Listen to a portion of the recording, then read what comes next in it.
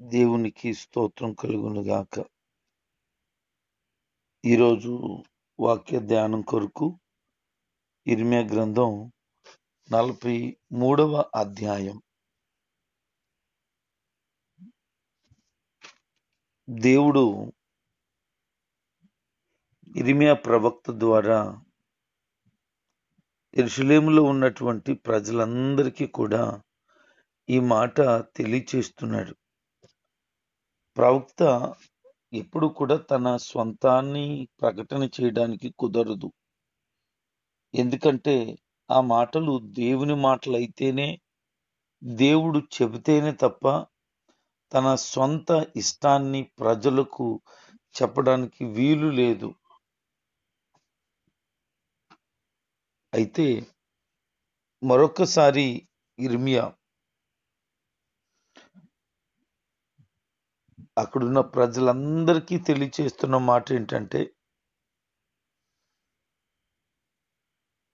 మీ యొక్క భ్రష్ట స్వభావాలు, కఠిన హృదయాలు,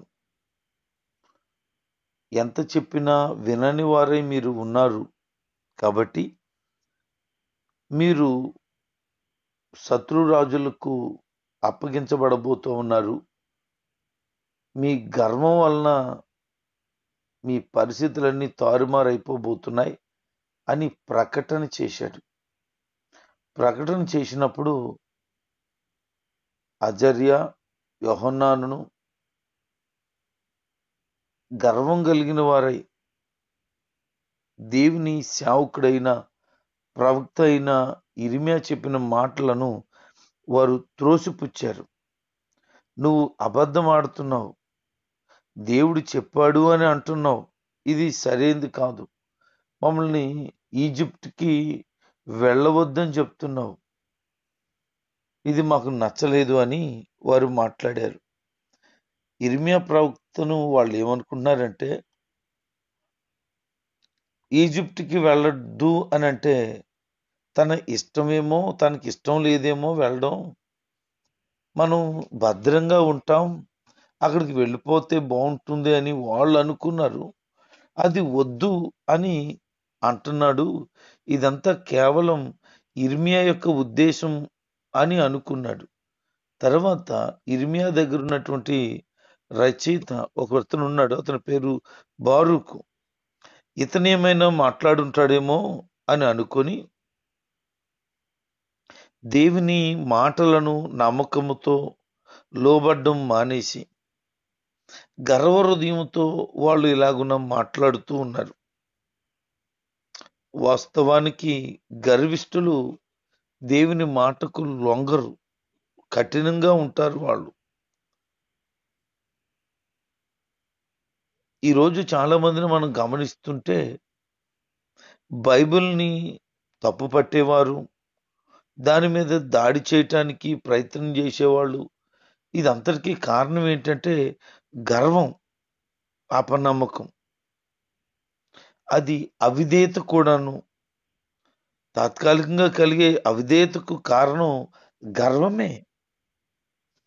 మార్కు సువార్త 10వ అధ్యాయము 15వ వచనంలో, మీతో నేను ఖచ్చితంగా చెప్తున్నాను, మీరు చిన్న పిల్లల వలె దేవుని రాజ్యాన్ని అంగీకరించకపోతే మీరు ఎట్టి పరిస్థితుల్లోనూ అందులో ప్రవేశించరని యేసు ప్రభు చెప్పారు. వీళ్ళు దేవుని మాటలు వినటానికి ఇష్టం లేదు. దేవుని మాటలు ఎప్పుడు కూడా చిన్న పిల్లలు అంగీకరించినట్లుగా అంగీకరించాలి, ఏది చెప్పినా నమ్మాలి. పైగా ఈ అజర్యా, యోహాను ఏం చేస్తున్నారంటే బారూకు మీద నింద మోపుతున్నారు.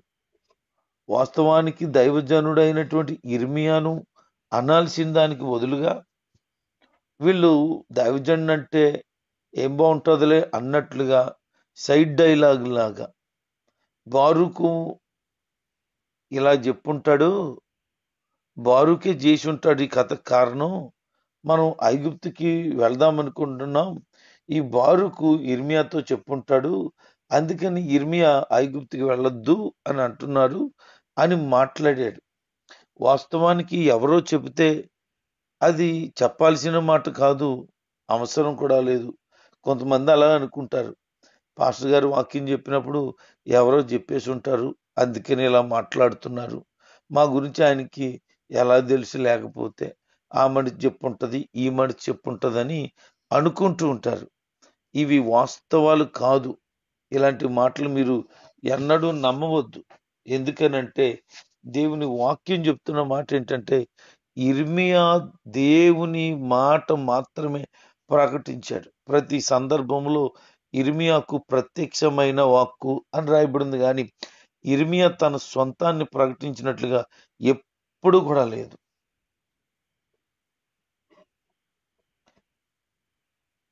ఇక ఎంత చెప్పినా మాట వినకుండా అక్కడున్న ప్రజలను, ఇర్మియాను, బారూకును కూడా ఐగుప్తు దేశానికి తీసుకు వెళ్ళిపోయారు. వీళ్ళు వద్దని చెప్పినా ఇర్మియా ప్రవక్తను కూడా తీసుకెళ్ళిపోయాడు. చూడండి వాళ్ళ స్వభావాలు ఎలాగున్నాయో. దేవుడు అసలు మాట్లాడలేదు, ఇదంతా బారుకు పనే అని మాట్లాడుతూ తమ సొంత ఇష్ట ప్రకారంగా వీళ్ళు ప్రవర్తిస్తున్నారు. ప్రజలు ఏం కోరుకుంటారంటే, నేను ఏదైతే ఆశపడుతున్నానో అదే దేవుడు చెప్పాలనుకుంటారు, కానీ దేవుడు ఏది ఆశపడుతున్నాడో అది ప్రకటిస్తే ఆ మాటకు లొంగి బ్రతకాలని ఆలోచన లేదు.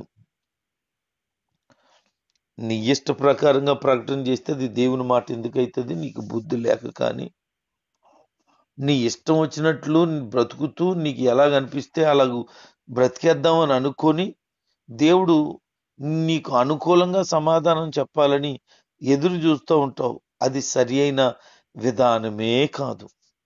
దేవుడు ఏది చెబుతాడో ఆ మాట కొరకు ఎదురు చూసి అలాగూ బ్రతకాలి, కానీ నీ ఇష్టం వచ్చినట్లు నువ్వు బ్రతకటానికి దేవుడు అనుమతించాలి. అదే దేవుని చిత్తం అవ్వాలి. అలాగే దేవుడు ఉండాలి అని అనుకుంటే నువ్వు మూర్ఖుడివి, మూర్ఖురాలివి.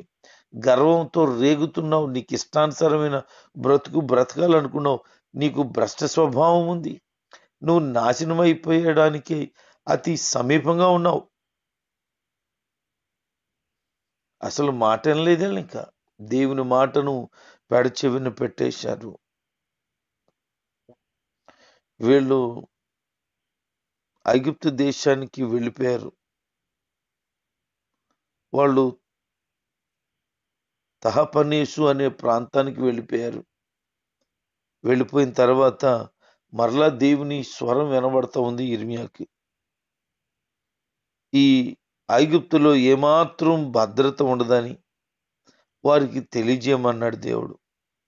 వారి యొక్క అపనమ్మకం, అవిధేయత కారణంగా వారు ఒక అపాయంలో నుంచి తప్పించబడి మరొక అపాయంలోనికి పారిపోతున్నారు. ఈ ఇశ్రాయేలు దేశంలో ఉంటే సమస్య ఉంది, కానీ ఇంత ప్రమాదం కాదు. దేవుడు ఏం చెప్పారు అని అంటే, చెర తీసుకొని పోబడిన వారు మరలా తిరిగి రాబడతారు అని చెప్పారు. అయితే వీళ్ళు ఏం చేస్తున్నారంటే, వాళ్ళు రావడం తర్వాత కానీ వీళ్ళు కూడా ఇశ్రాయేలు దేశంలో ఉండటానికి ఇష్టపడలేదు. వీళ్ళు అనుకున్నారు, మేము ఈ ఇశ్రాయేలు దేశంలో ఉంటే మరలా బబులోను రాజు నెబుకద్నెజరు వస్తాడు, మమ్మలను నాశనం చేసేస్తాడు అని కోరుకున్నారు. వాళ్ళు అనుకున్నారు అలా జరుగుతుందని. కానీ ప్రభు చెప్పారు, నెబుకద్నెజరు మీ దగ్గరికి రాడు, ఇక ఇశ్రాయేలు దేశానికి అడుగు పెట్టడని చెప్పాడు. వీళ్ళ ఆ మాటలకి విధేయత చూపించలేదు, మరలా వస్తాడు అనుకున్నారు. చూడండి జరిగిన విషయం ఏంటి అని అంటే,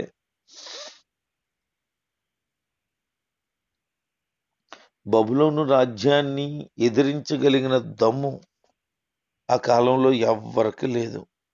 వాళ్ళు ఏం చేశారంటే, ఐగుప్తుకి వెళ్ళిపోయిన కారణాన కొద్ది కాలంలోనే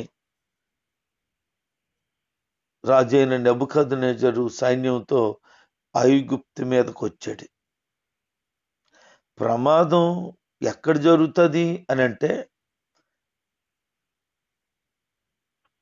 వాళ్ళు ఈ స్థలాన్ని విడిచిపెట్టి వెళ్ళిపోతే ప్రమాదం అని చెప్పారు. వాళ్ళు ఆ మాట వినలేదు. వాస్తవానికి యెరూషలేములో ఉంటే నెబుకద్నెజర్ ఇక రాడు.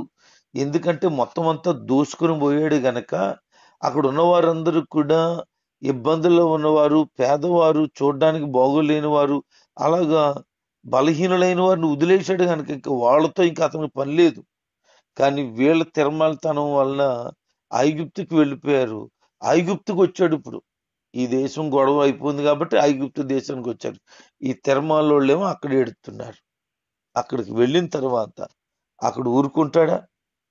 వాళ్ళనట కొద్దిమందిని కత్తితో చంపేశాడంట. కొంతమంది తెగులుతో పోయారంట.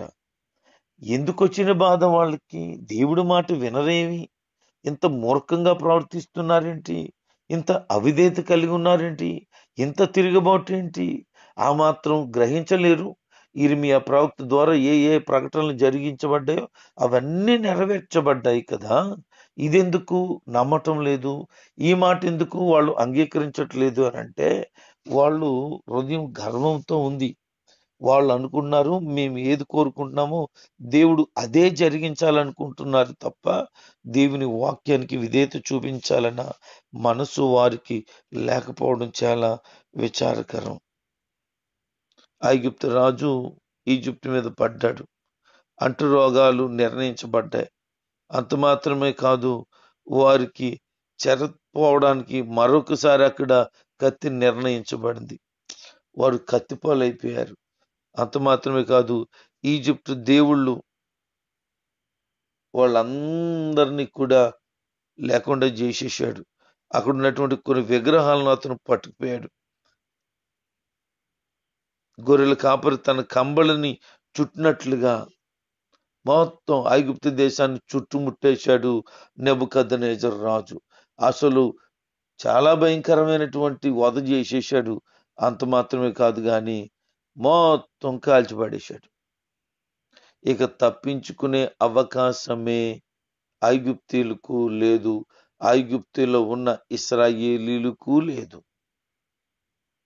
ఎక్కడ భద్రత అని చెప్పాడో ఆ భద్రత కలిగిన స్థలంలో వారు ఉండని కారణాన్న దూరదేశం వెళ్ళిపోయి అపాయంలో పడిపోయి నష్టపోయి ప్రాణాలను కోల్పోయి దిక్కుమాలిన చావు చావవలసి వచ్చింది.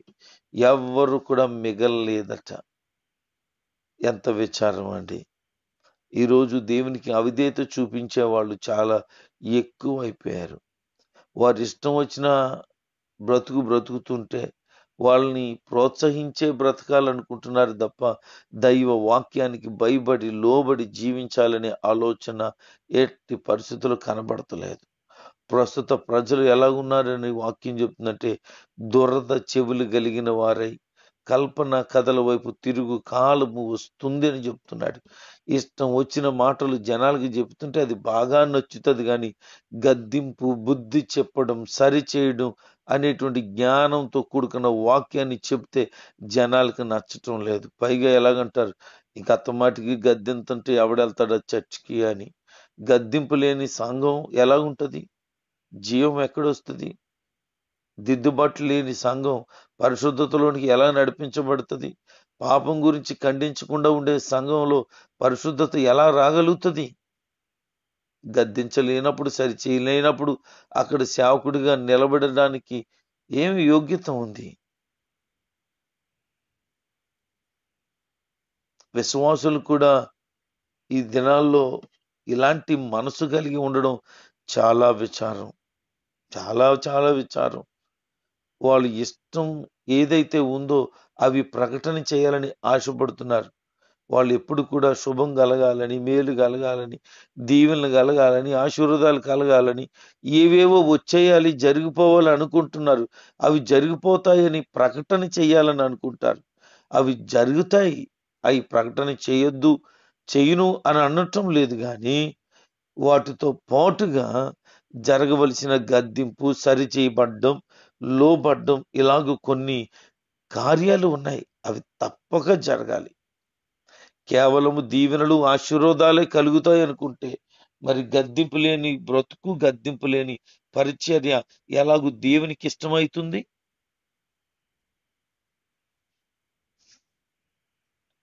ఐగుప్తు గోళ్ళనన్నిటినీ కూడా నెబుకద్నెజరు కాల్చేశాడు. ఈ బబులోను రాజైన నెబుకద్నెజరు బబులోనుకు వెళ్ళవలసిన వారు ఐగుప్తుకి రావడానికి ఇష్టపడ్డారు. చూడండి ఎంత కర్మం. వాళ్ళు చేసిన పని చూడండి. యెరూషలేములో ఉండిపోతే బాగుండును గాని ఐగుప్తుకి వచ్చి నాశనమైపోయారు. తీరే నష్టం వరకు వాటిల్లింది. ఇశ్రాయేలు దేశంలో ఉండకుండా వారు పారిపోయారు గనక, చెప్పిన మాట వినలేదు గనక పూర్తిగా వారు నాశనాన్ని తెచ్చుకున్నారు. ఈరోజు ఈ వాక్యం వింటున్న వారిలారా, మీ జీవితంలో నష్టం ఎందుకు కలుగుతుంది? బాధ ఎందుకు కలుగుతుంది? ఇబ్బందుల పాలు ఎందుకు అవుతున్నారు? ప్రభు చెప్పిన మాట ఏంటి? మీరు జీవిస్తున్న జీవితం ఏంటి? ఆ విధేయతతో కూడుకున్న బ్రతుకుతున్నారు గనుకనే, దేవుని వాక్యాన్ని పెడచెవిన పెట్టారు గనుకనే ఇలాంటి బాధ, వేదన, దుఃఖం మీ జీవితంలోకి అనుమతించబడ్డాయి.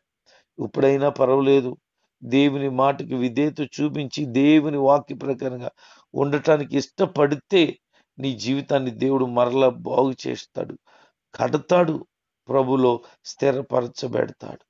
మీ బ్రతుకులు బాగుంటాయి. ఈ రోజుకైనా ఆయన మాట వినండి, ఆయన మాట ప్రకారంగా బ్రతకండి. వద్దు అన్న పని చేయకండి, వెళ్ళొద్దు అనే స్థలానికి వెళ్ళకండి, అలాంటి వారితో సహవాసం ఉండొద్దు అని చెప్తే మానేయండి. అంతే తప్ప నేను ఉండలేను, నేను తిరగకుండా ఉండలేను, నేను మాట్లాడకుండా ఉండలేను అని దేవునికి వ్యతిరేకమైన పరిస్థితులు కలిగి ఉన్నావా, ఖచ్చితంగా ఇశ్రాయేలుకు కలిగిన గతే పడుతుంది. కొన్ని దేవుని ఆజ్ఞలను చెరస వహించి బ్రతకగలగాలి. అవిధేయతతో ఎప్పుడూ ఉండవద్దు. ప్రభుకి ఇష్టమైన మార్గం, ప్రభుకి ఇష్టమైనటువంటి కార్యం ఏదైతే ఉందో దానిని చేయగలిగి అలాగ సాగిపోవాలని ప్రభు కోరుకుంటున్నాడు. ఇన్ని రోజులు నీ జీవిత ప్రయాణం ఎలాగుంది? అవిధేయత కలిగే ఉందా? ఇతరులను నిందించేదిగా ఉందా? దైవజనుడు మాటకు అవిధేయత చూపించేదిగా ఉందా? అయితే ఇశ్రాయేలు కలిగినటువంటి బాధాకరమైన పరిస్థితి నీకు కలిగితే ఎంత ఘోరంగా ఉంటది. అందుకే అటువంటి ఆలోచన విడిచిపెట్టి దైవ మార్గములో సాగాలని దైవజనుడిగా కోరుకుంటూ ఉన్నాను. దేవుడు ఎప్పుడు మనకి క్షేమమే తలుస్తాడు. ఆయన ఎప్పుడు మేలునే అనుమతిస్తాడు. మేలుకరమైన బ్రతుకే కలుగుతుందని తెలియచేస్తాడు. అది గ్రహించలేని నాడు, అది పట్టించుకోలేని నాడే నష్టపోవలసి వస్తుంది. ఈ దేవుని ప్రజలు అనబడిన ఈ ఇశ్రాయేలీయులు జీవితంలో జరిగింది అదే. కనుక నీ జీవితంలో అలాగున్న జరగకూడదు అని దేవుడు కోరుకుంటున్నాడు. ప్రియ దేవుని జనాంగమా, దేవుడు చెప్తున్నాడు, ఇదిగో నువ్వు ఒక పెద్ద రాళ్లను చేతపట్టుకొని యోధా మనుషులు చూచుచుండగా తహపనేసు అనేటువంటి ప్రాంతానికి వెళ్ళిపో. ఫరో నగరం ద్వారం దగ్గర ఉన్నటువంటి శిలావరణంలో ఉన్న ఆ సొన్నంలో ఆ రాయిని జనులు చూస్తుండగా అందులో పెట్టి ఈ మాటలు ప్రకటన చేయి. ఏంటి అని అంటే, శత్రురాజు వస్తాడు, నేనే పిలిచాను అతన్ని, నేను పాతిపెట్టినటువంటి ఈ రాళ్ళు అతను సింహాసనంగా ఉంచుకుంటాడు, వాటి మీద అతని యొక్క దుప్పటి పరుస్తాడు, ప్రజలు తెగులు చేత చనిపోతారు, చెరకు నిర్ణయమైన వారు చెరకపోతారు, ఖడ్గానికి నిర్ణయమైన వారు ఖడ్గానికి నిర్ణయించబడతారు. అంత మాత్రమే కాదు, ఐగుప్తీయులు హతమైపోతారు అని ప్రభు చెప్పినట్లుగానే జరిగిపోయింది. దేవుని మాట జరగవలసి ఉన్నది, ఖచ్చితంగా అది జరిగిపోద్ది. ఐగుప్తు దేశంలో ఉన్నటువంటి సూర్య దేవత పట్టణంలోను సూర్య ప్రతిమలను విరగొట్టేశాడట. ఐగుప్తు దేవత గుళ్లను అగ్నితో కాల్చేశాడట. అలాగున వారి దేవతలు ఏమీ కాపాడలేకపోయారు. ఐగుప్తులో భద్రత ఉందని పరిగెత్తారు కానీ ఐగుప్తులో వారు భద్రత లేకపోయింది. అందుకనే ఇశ్రాయేలుకు చెప్తున్నాడు దేవుడు, ఐగుప్తుని ఆశ్రయించొద్దు, ఐగుప్తుకి వెళ్ళిపోయిన వారికి శ్రమ కలుగుతుంది అని. ఆ శ్రమలో వారు ఉన్నారు. ఇక మీదట మీ జీవితంలో కలిగిన శ్రమలో దేవుడు ఉండాలని కోరుకోండి. శ్రమల నుంచి తప్పించబడతారు, క్షేమము కలిగి ఉంటారు. శత్రువులకు అప్పగించబడిన స్థితిలో ఉన్నారేమో, బాధకరమైన పరిస్థితులు కలిగి ఉన్నారేమో, వాటన్నిటి నుంచి ప్రభు నిన్ను విడిపించాలని కోరుకుంటున్నాడు.